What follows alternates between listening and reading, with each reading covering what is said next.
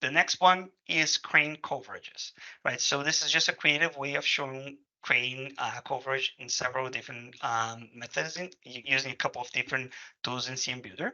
So again, I'm going to keep the the background as the street because it's easier to visualize that. But if I go into my milestone manager and I open over here my crane coverage, I already created something like this. And this is a very interesting way of using your zones and lines to highlight specific things and related to your crane. So you can use lines like I did over here on the top. You can use zones and you can also use massing if you want to create like the whole shape of the envelope, right? We know that in cmBuilder, you already have a resource coverage envelope over here under settings.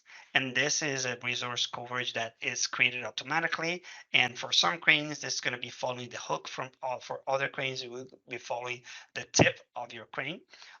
Depends on the usage.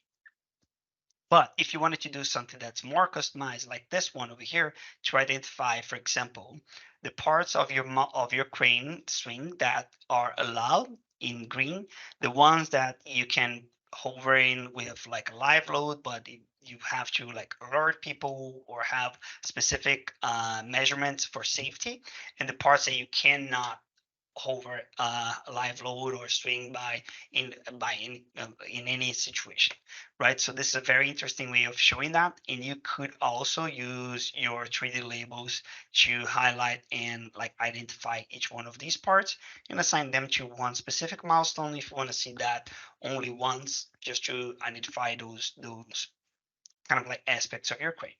Cool. So basically what I did over here, I can redo it again on the previous milestone. The idea is that you're gonna use either the 3D lines or the zones, and I'm gonna use zones over here just because it's a little bit simpler. So everything will be tied into the center of your crane, and then you can create a circle, right? Where you can click on the center of your crane and then bring that into whatever is the length, that the radius that you want to show over here. When you hit confirm, that's going to be created, right? So this, you can from here start adding some lines that would highlight those specific parts. So if I add a line in here and put into the center of my crane, and then add another line in here, I can have like that same visual.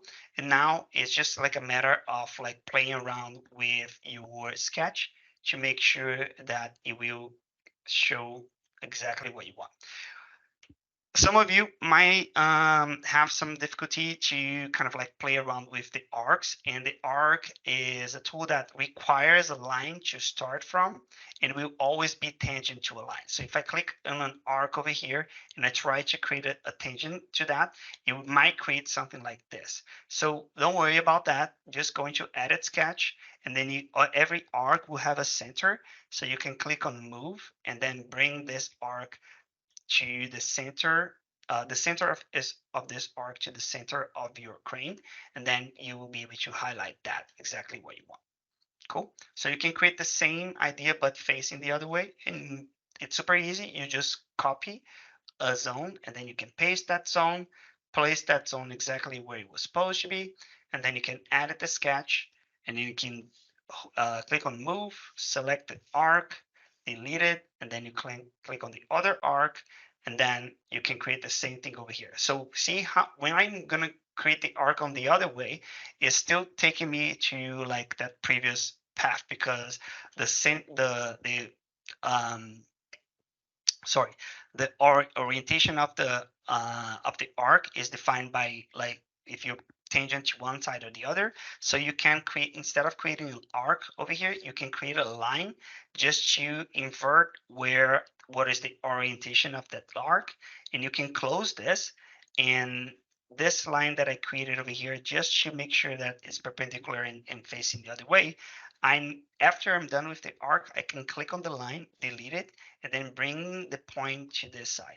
So now I have like my zone created on that other side, and I can change the color and say, hey, these are the hazardous area and these are the totally around allowed areas.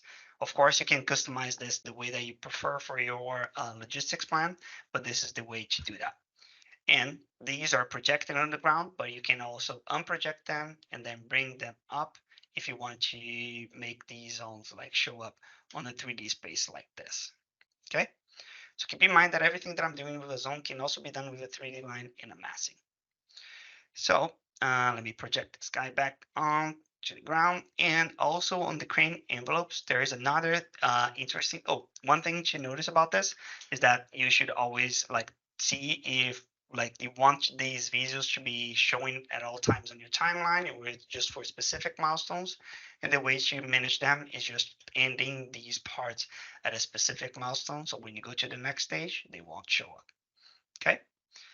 So another way of visualizing crane envelopes is by assigning also like what is the load capacity to it. So these are manual creations that I did over here. Basically, I did like exactly the same thing, but using a 3D line.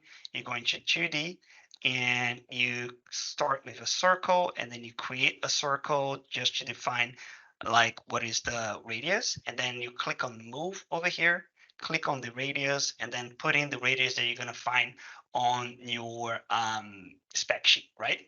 So let me close this one. For this screen, in any other object in cmBuilder, you can open the side menu for that, click on specs, and then you can preview what is the load capacity and the specifications for that object, right?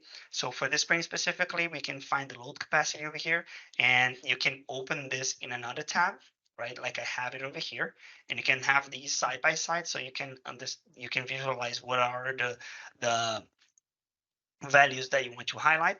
In this case over here, I put in a crane of 40 meters and then I used the 40 meters and then the 34, then the 28 and then 20. And I created like all of these steps over here.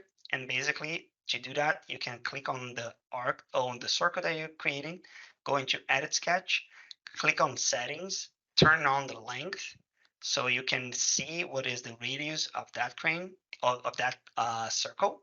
Click on move and then you click on this guy over here and then you can type in the actual radius, right? So I can change this to whatever I want.